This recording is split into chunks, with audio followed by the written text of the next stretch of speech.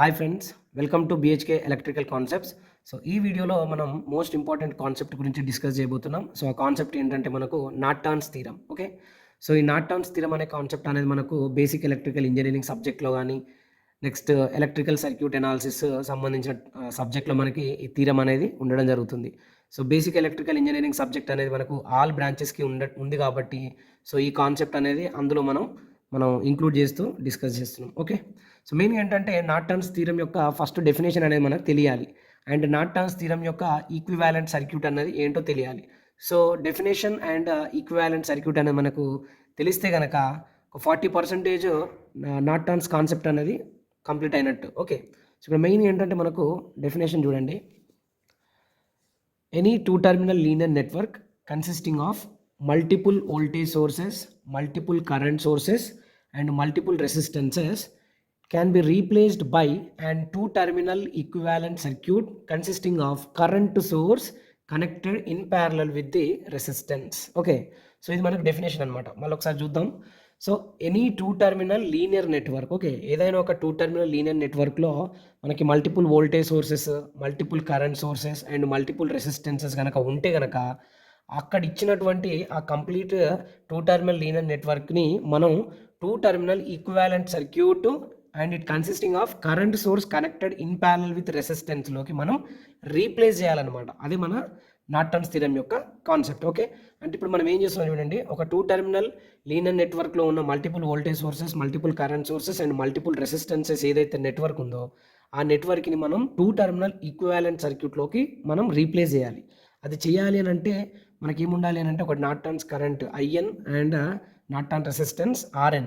So ఈ రెండు మనకి ప్యారలల్లో కనెక్ట్ అయినటువంటి ఒక టూ టర్మినల్ ఈక్వాలెంట్ సర్క్యూట్ అనేది ఇలా ఉంటుంది అనమాట. ఓకే, అంటే మనకి ఏంటి ఇప్పుడు మెయిన్గా ఏంటంటే ఏదైనా ఒక టూ టర్మినల్ లీనియర్ నెట్వర్క్లో voltage sources multiple, current sources multiple and resistances మల్టిపుల్గా ఉంటే ఆ నెట్వర్క్ని ఈ నెట్వర్క్లోకి ఈక్వాలెంట్ సర్క్యూట్లోకి మార్చడమే ఇక్కడ ఉన్నటువంటి నార్టన్స్ థీరం యొక్క కాన్సెప్ట్ అనమాట. ఓకే, సో ఇది డెఫినేషన్. సో ఇక్కడ మనకి ఏంటంటే టూ టర్మినల్ ఈక్వాలెంట్ సర్క్యూట్ అనమాట. సో దీంట్లో ఏంటి, ఇది కరెంట్ సోర్స్ అండ్ ఇది రెసిస్టెన్స్. సో కరెంట్ సోర్స్ అనేది మనకు IN అంటున్నాం. సో ఇక్కడ IN అంటే ఏంటంటే నార్టన్స్ కరెంట్ అని అర్థం.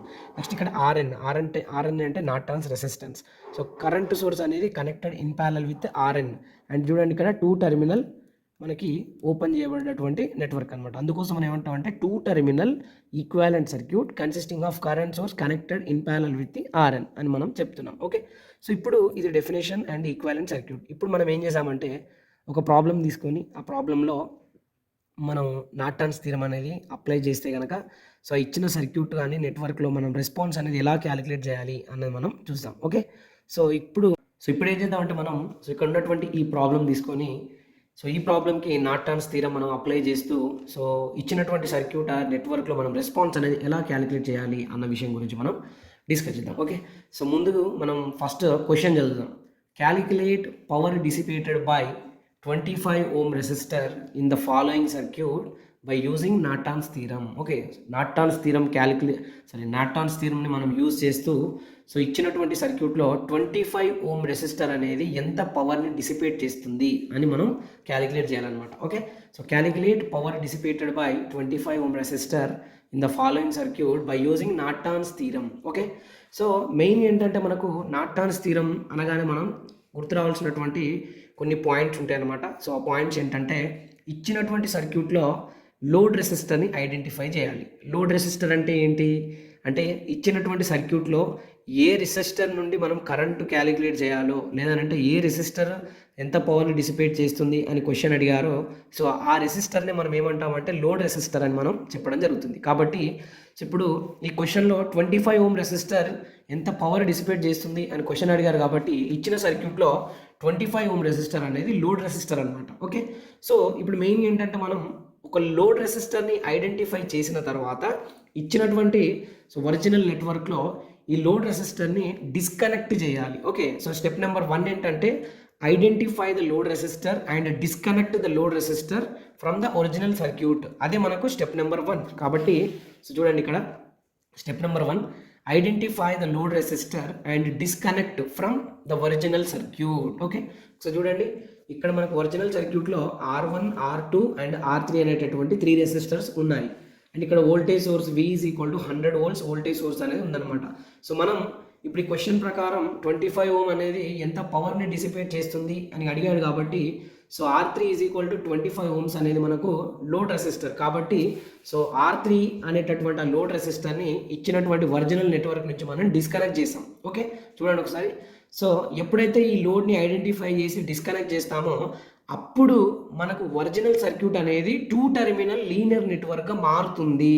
ఓకే, ఇది చాలా ఇంపార్టెంట్ పాయింట్. ఓకే, ఏంటంటే డెఫినేషన్ ప్రకారం ఏంటి, any 2 terminal network consisting of multiple voltage sources, multiple current sources, multiple resistances can be replaced by a 2 terminal equivalent circuit consisting of current source connected in parallel with resistance అని చెప్పాం.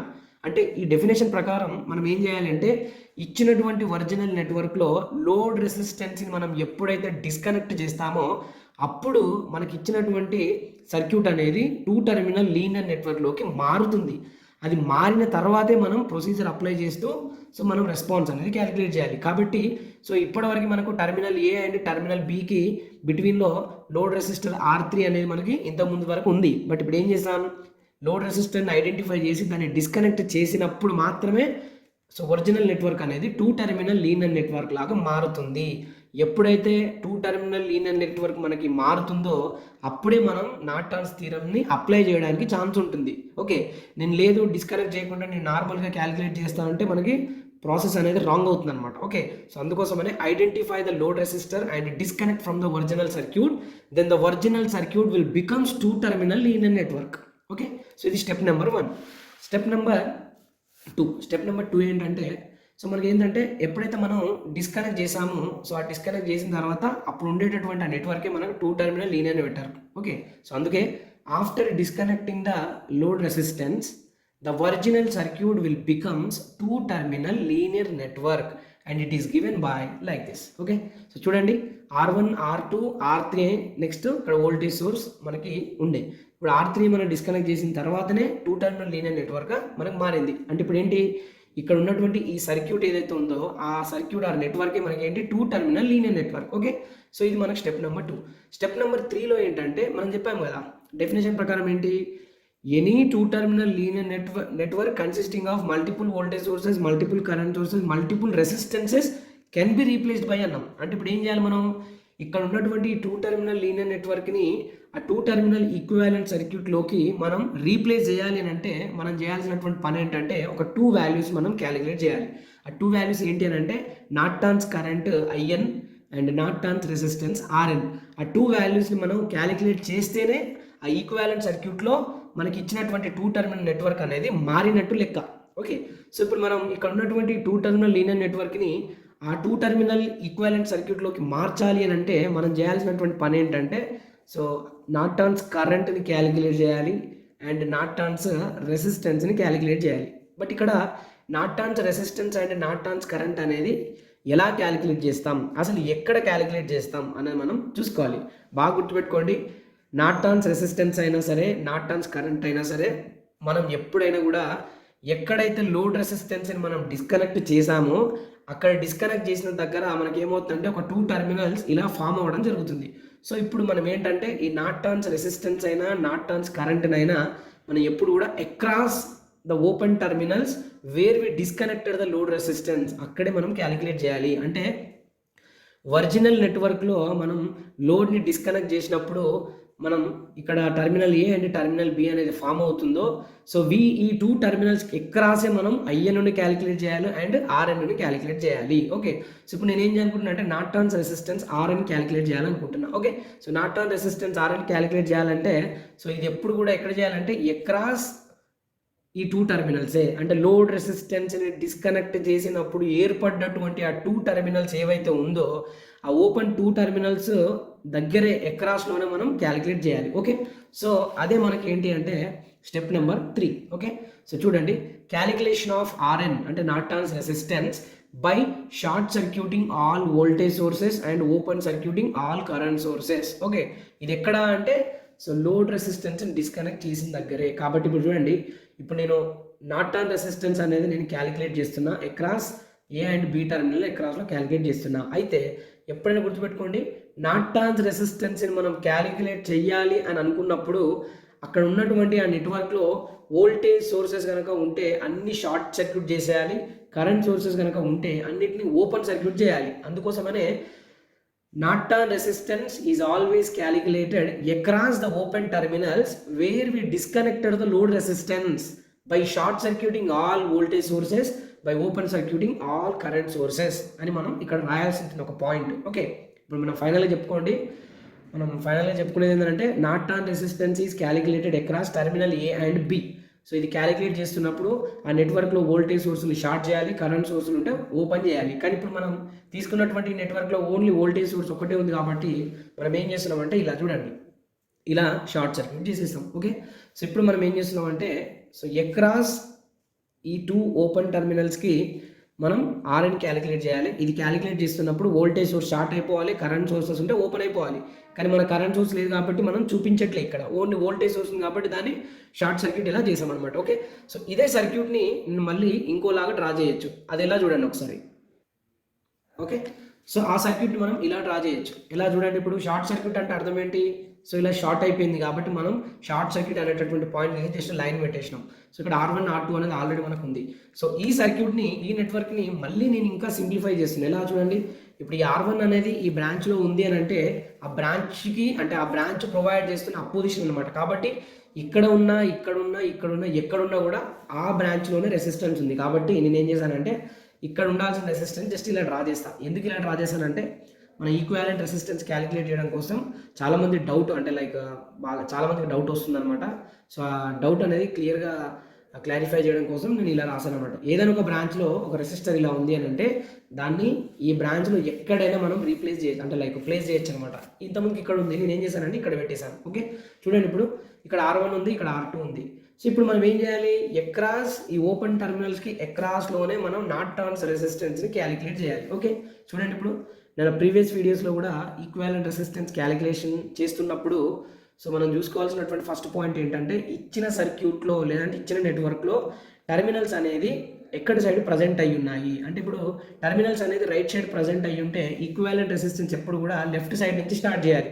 ఒకవేళ terminals అనేది left సైడ్లో ఉంటే equivalent resistance ఎప్పుడు కూడా right side నుంచి calculate చేయాలి. ఓకే, సో ఇప్పుడు మనకు రైట్ సైడ్లో ఉన్నాయి కాబట్టి మనం ఏం చేయొచ్చు, లెఫ్ట్ సైడ్ నుంచి స్టార్ట్ చేయొచ్చు. R1 అండ్ R2 అనేది ఎలా ఉన్నాయి, ఇప్పుడు ఎగ్జాక్ట్గా ప్యారలల్లో ఉన్నాయి. ఓకే, కాబట్టి చూడండి, calculation of Norton's resistance across the open terminals where we disconnected the load resistance. Okay, చూడండి ఒకసారి, మనం ఎక్కడైతే లోడ్ని డిస్కనెక్ట్ చేస్తామో అక్కడే మనం నార్టన్ రెసిస్టెన్స్ క్యాలిక్యులేట్ చేస్తున్నాం. కాబట్టి R1 అండ్ R2 అనేది మనకు ప్యారలల్లో ఉంది అండ్ Rn అనేది అక్రాస్ ఓపెన్ టర్మినల్ దగ్గర క్యాలిక్యులేట్ చేస్తున్నాం. చూడండి, ఇప్పుడు R1 and R2 are connected in parallel, then equivalent resistance across the terminals Rn is equal to so across the terminals A and B and we are calculating Rn. కాబట్టి so ఈ across terminal A and టర్మినల్కి Bకి అక్రాస్లో మనం Rnని calculate చేస్తున్నాం. కాబట్టి ఈ రెండింటి యొక్క రిజల్ట్ అంటే మనకు ఈ నార్టన్స్ రెసిస్టెన్స్ అవుతుంది అనమాట. ఓకే, సో చూడండి, రెండు ప్యారలల్లో ఉన్నాయంటే ఎలా క్యాలిక్యులేట్ చేస్తాం మనం,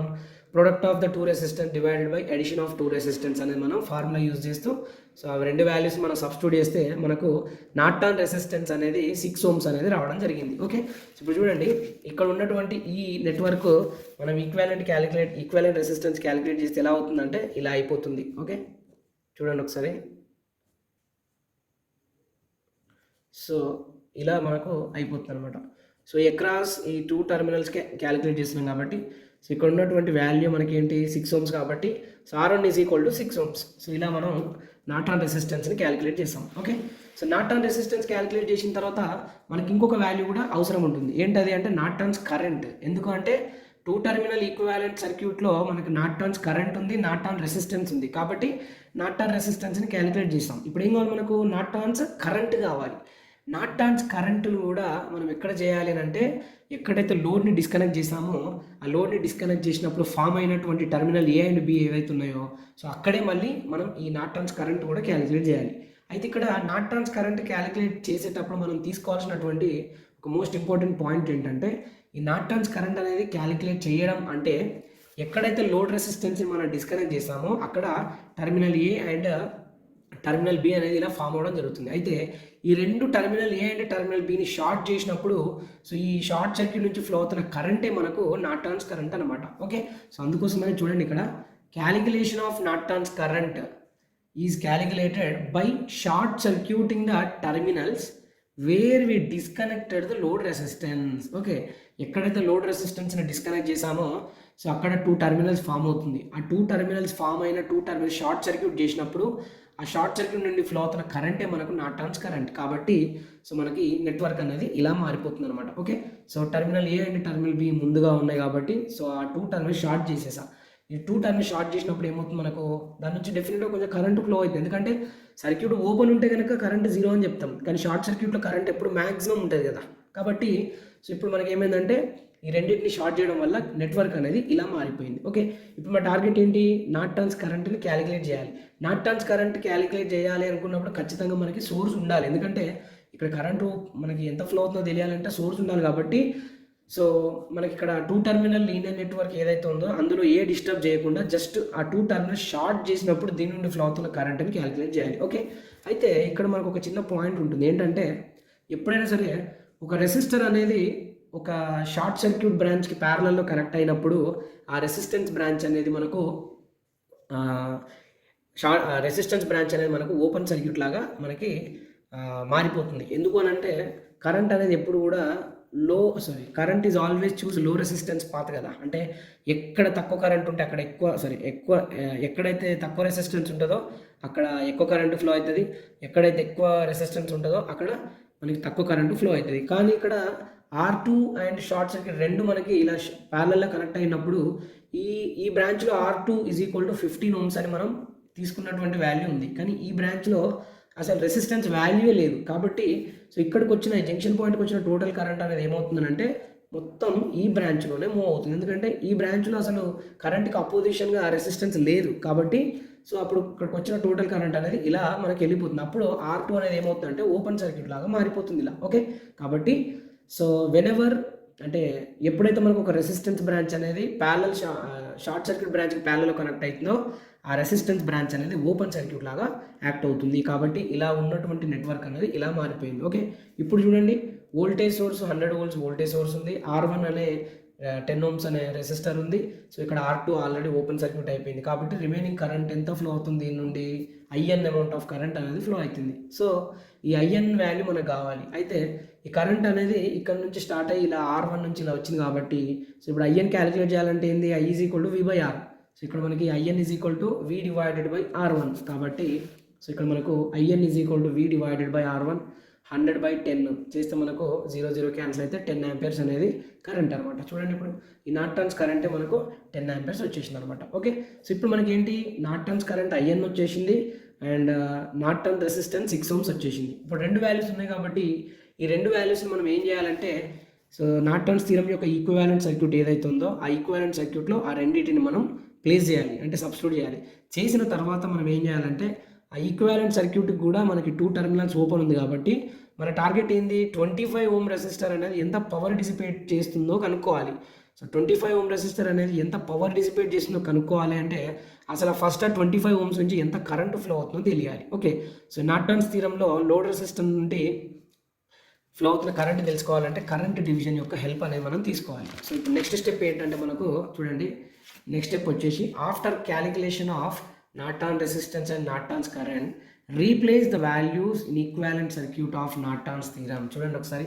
so IN is equal to 10 amperes, RN is equal to 6 amperes అనేది ఈ రెండు వాల్యూస్ని so equivalent circuit of Norton's థీరంలో సబ్స్టిట్యూట్ చేస్తాం. సో ఇప్పుడు మన టార్గెట్ ఏంది, యాక్చువల్గా 25 ohms ఎంత పవర్ డిసిపేట్ చేస్తుందో తెలియాలి. కాబట్టి ఇప్పుడు మనం ఈ పాయింట్ వరకు మనకు ఏమవుతుందంటే డెఫినేషన్ అనేది చేస్తుంది అనమాట. డెఫినేషన్ ఏంటి, ఏదైనా ఒక 2 terminal linear network multiple voltage sources, multiple current sources, multiple resistances ఉంటే ఆ 2 టర్మినల్ లీనియర్ నెట్వర్క్ని 2 టర్మినల్ ఈక్వాలెంట్ సర్క్యూట్లోకి రీప్లేస్ చేయాలి. సో ఇప్పుడు చూడండి మన సర్క్యూట్ ఇంతకుముందు ఒకలా ఉండే, ఇప్పుడు ఏమైందంటే రీప్లేస్ అయిపోయింది. INని RNని క్యాలిక్యులేట్ చేసి దీంట్లో సబ్స్టిట్యూట్ చేసినామంటే 2 టర్మినల్ లీనియర్ నెట్వర్క్ అనేది ఈక్వాలెంట్ సర్క్యూట్ ఆఫ్ నార్టన్స్ థీరంలోకి రీప్లేస్ అయిపోయింది. ఓకే, ఇప్పుడు మనం ఏం చేయాలి, లోడ్ రెసిస్టెన్స్ నుంచి ఎంత కరెంటు ఫ్లో అవుతుంది, నెక్స్ట్ కరెంట్ తెలిస్తే ఎంత పవర్ డిసిపేట్ చేస్తుంది అనేది మనకు తెలిసిపోతుంది. కాబట్టి ఇప్పుడు నెక్స్ట్ స్టెప్ ఏంటంటే చూడండి, ఈ స్టెప్ చాలా ఇంపార్టెంట్.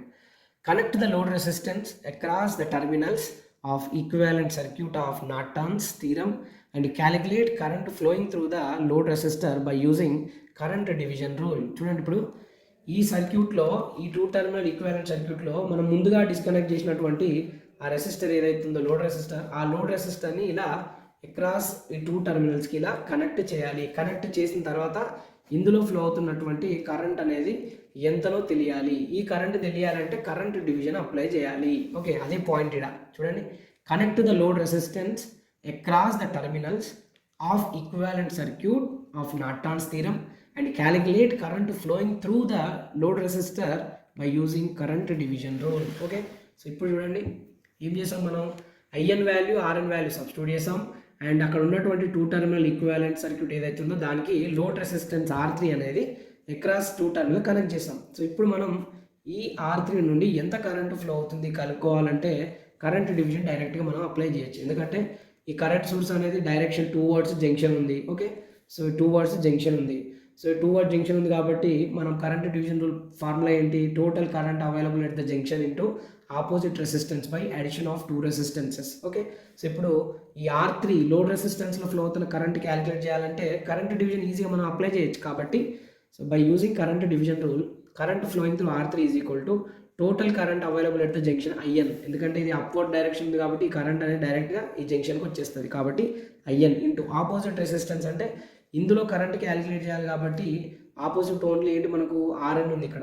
ఓకే, ఒకవేళ నువ్వు ఇందులో చేయాలి అంటే ఆపోజిట్ ఇది అవుతుంది. బట్ మన టార్గెట్ లోడ్ రెసిస్టెన్స్లో కాబట్టి so total current at the junction into opposite resistance Rn divided by Rn plus R3. Okay, ఈ రెండు బ్రాంచెస్లో ఉన్న రెసిస్టెన్స్ డైరెక్ట్ యాడ్ చేయాలి డినామినేటర్లో. ఓకే, సో అదే మనం ఇప్పుడు ఇక్కడ చేసాం అనమాట. చూడండి ఒకసారి, current flowing through R3 is equal to current at the junction IN into opposite resistance Rn divided by addition of two resistance. Okay, so మనకి IN అంటే ఆల్రెడీ 10 ఆంపియర్స్ అని తెలుసు, ఇంటూ Rn ఎంత 6 ohms వచ్చేసింది. సో 6 + 25 సింప్లిఫై చేస్తే మనకు current flowing through load resistors అనేది 1.93 ampere వచ్చేసింది అనమాట. ఓకే, అంటే ఇప్పుడు మనం ఏం చేయొచ్చు, సో ఈ కరెంట్ దీని నుండి ఫ్లో అవుతున్న కరెంట్ అనేది ఎంత అంటే 1.93 ఆంపియర్స్ కరెంట్ అనమాట. సో లోడ్ రెసిస్టెన్స్ నుండి ఎంత కరెంట్ ఫ్లో అయిందో మనకి ఇప్పుడు తెలిసిపోయింది. బట్ మన టార్గెట్ ఏంటి, power dissipated by load resistor అన్నాడు. ఎప్పుడైనా సరే ఒక రెసిస్టర్ అనేది ఎంత పవర్ని డిసిపేట్ చేస్తుంది అన్నది క్యాలిక్యులేట్ చేయాలని క్వశ్చన్ వస్తే కనుక మనకు ఉండేటటువంటి ఫార్ములా I² × R అనేటటువంటి ఫార్ములా. అంటే ఏ రెసిస్టర్ అయితే పవర్ డిసిపేట్ చేసిందో ఆ రెసిస్టర్ వాల్యూ మల్టిప్లైడ్ విత్ ఆ రెసిస్టర్ నుండి ఫ్లో అవుతున్నటువంటి కరెంట్ని స్క్వేర్ టైమ్స్లో తీసుకుంటే అదే మనకు పవర్ డిసిపేటెడ్ బై ఆ రెసిస్టర్ అవుతుంది అనమాట. కాబట్టి power dissipated by load resistor R3 అనేది ఎంత పవర్ డిసిపేట్ చేస్తుందంటే చూడండి, I² × R అన్నాం. మనకు current flowing through load resistor అంటే IR3 కాబట్టి IR3² × R3. సో 1.93² × 25.